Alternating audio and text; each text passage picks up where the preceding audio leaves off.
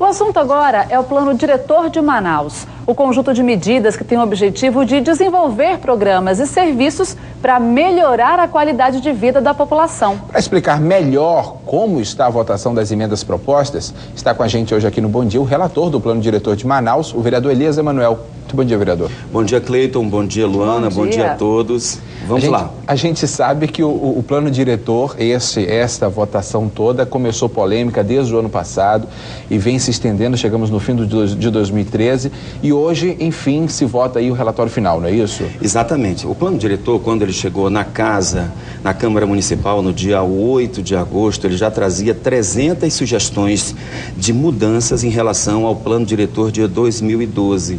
Durante todo o processo de audiências públicas que nós tivemos na Câmara Municipal, que foram mais de 13, nós acrescemos ainda 559 propostas.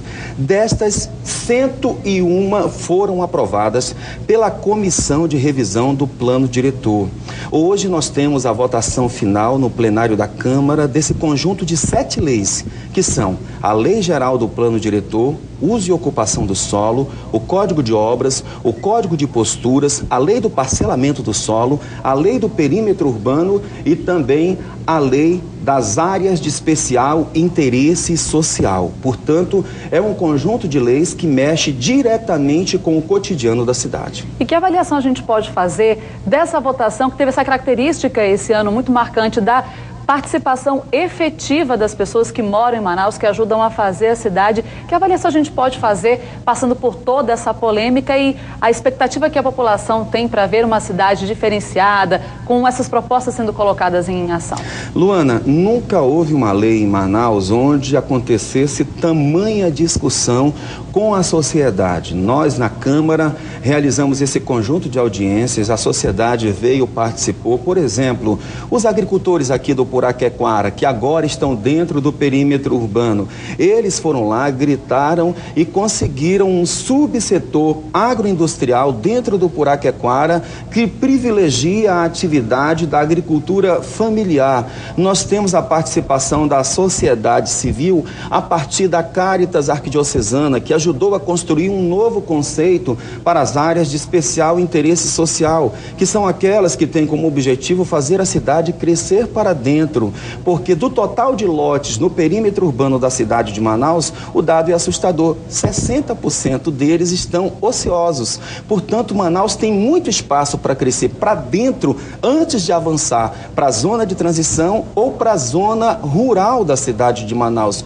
O nosso desafio é fazer com que esse crescimento aconteça sem onerar cada vez mais o poder público, porque quanto mais distante a cidade fica, mais caro fica levar ônibus, creche, levar posto de educação, levar escola, levar posto de saúde, o policiamento. Então, o nosso desafio é fazer a cidade crescer bem para dentro. Foram apresentadas 500 emendas dos parlamentares.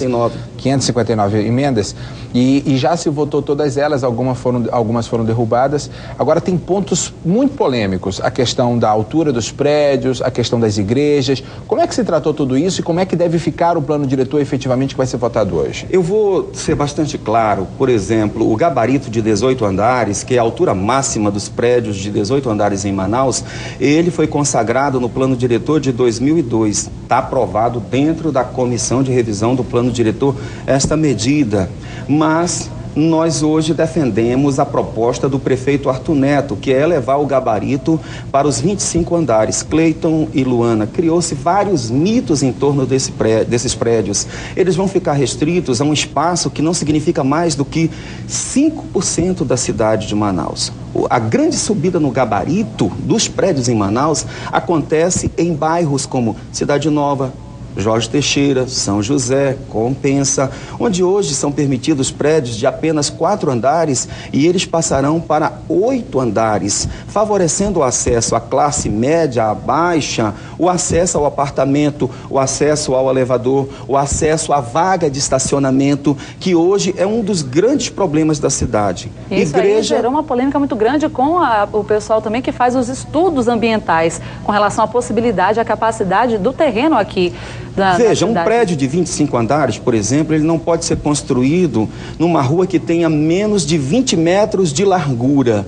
Um prédio de 25 andares não pode ter um afastamento frontal menor que 20 metros, lateral 20 metros, de fundo 20 metros. Então, é folclore dizer que um prédio dessa natureza vai, por exemplo, aquecer a cidade, se o corredor de ventilação entre os prédios é favorecido. Agora, outro ponto polêmico, igrejas, atividades tipo 1. O que isso significa na prática? Um empreendimento de atividade tipo 1 é uma costuraria ali, uma reunião de 3 ou 4 pessoas que costuram em casa, é uma doceira, é um mini bazar, é uma porta de um chaveiro. Nós não podemos advogar que todas as igrejas de Manaus possam conviver harmonicamente com o tecido urbano da cidade sem impacto. Por exemplo, você não pode conceber que uma igreja de São José, na esquina da Visconde com a Ramos Ferreira, seja qualificada como uma atividade tipo 1. Não é. Precisa apresentar vaga de estacionamento, precisa ter projeto de segurança, precisa ter certificação ambiental, precisa ter estudo de tráfego na cidade, o impacto que aquele empreendimento vai gerar. Eu não tenho nada contra as igrejas, contra nenhuma denominação. Eu tenho muito a favor da cidade. A igreja, ela é ponto de concentração de pessoas, então ela tem que ter o princípio básico de segurança para quem frequenta a igreja e de tranquilidade para o entorno. Para a gente encerrar, vereador, qual a chance de se protelar mais uma vez essa votação hoje? Não tem? Nenhuma. Nós temos uma decisão judicial que dá à Câmara Municipal o prazo de 6 meses para análise e aprovação do plano diretor. Nós recebemos no dia 8 de agosto, nós teríamos de praxe até 8 de fevereiro e queremos concluir agora ainda em 2013 para não deixar que uma discussão tão importante quanto esta seja influenciada pelo calendário eleitoral que começa em janeiro. E tudo isso começa a ser colocado em prática a partir de?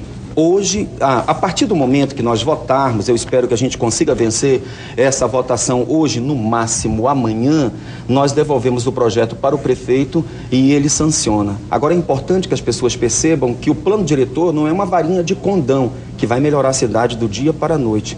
Depende sim do empenho da prefeitura, depende do empenho do poder público, mas muito mais do cidadão. O cidadão que tem que respeitar as vagas de estacionamento, o cidadão que não pode sujar a rua, o cidadão que não pode jogar o seu lixo pessoal do carro na rua, porque aí a gente não aguenta. Esse é o projeto? Esse aqui é o volume, está aqui.